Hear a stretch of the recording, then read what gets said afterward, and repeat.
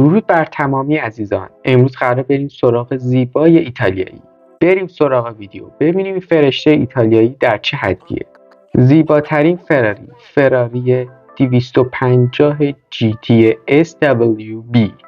روزهای اوج فراری در دهه 60 میلادی که دوره اوج ماشین ها بوده، شرایط اقتصادی، سود شرکت ها، به خطر افتادن محیط زیست، سوخت فسیلی، مصرفگرایی و دیگر مزخرفات مهم نبودند و شرکت‌های خودروسازی آس خودشون رو میذاشتن وسط.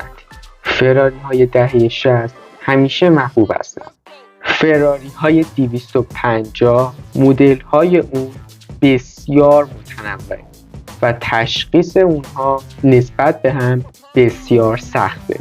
فراری 250 GT SWB یک طراحی ساده با جذابیت تمام نشدنی داره که توسط بیزارینی بزرگ توسعه داده شده. از سال 1953 تا سال 1964 تولید می شده که تقریباً حدود یک دهه است. یک موتور 3 لیتری V12 داره که روی اکثر این فراری ها قرار می گرفته که 268 اسب بخار هم تولید میکنه.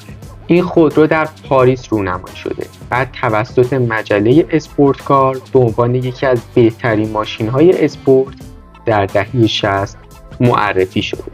این اسب زیبای ایتالیایی توسط شرکت طراحی خودرو پینینفارینا طراحی شده. امروزه این الماس چند میلیون دلار ارزش داره، با اینکه فراری 250 GTO با ارزش‌ترین فراریه، ولی به نظرم این الماس درخشان تره. این الماس نقطه درخشانی در تاریخ فراریه. کابین این خودرو کابین ساده ولی بسیار زیبایی داره، پر از چرم تا جایی که میشه در کابین این خودرو استفاده شده. آمپرای ساده و بسیار زیبا، غربیلک چوبی و آرم درخشان فراری. این خودرو نمادی از قدرت طراحی فراریه. در این ویدیو بد نیست که به بیزارینی معروف هم اشاره بکنیم. جوتو بیزارینی یکی از مهندسای ارشد فراری و شرکت‌های معروف خودروسازی در ایتالیا و طراح ایتالیایی که در دهه 60 میلادی شرکت خودش رو راه اندازی میکنه، مثل لامبورگینی و پاگانی. این شرکت در دهه 60 میلادی افتتاح میشه و تا 1969 میلادی هم عمر میکنه.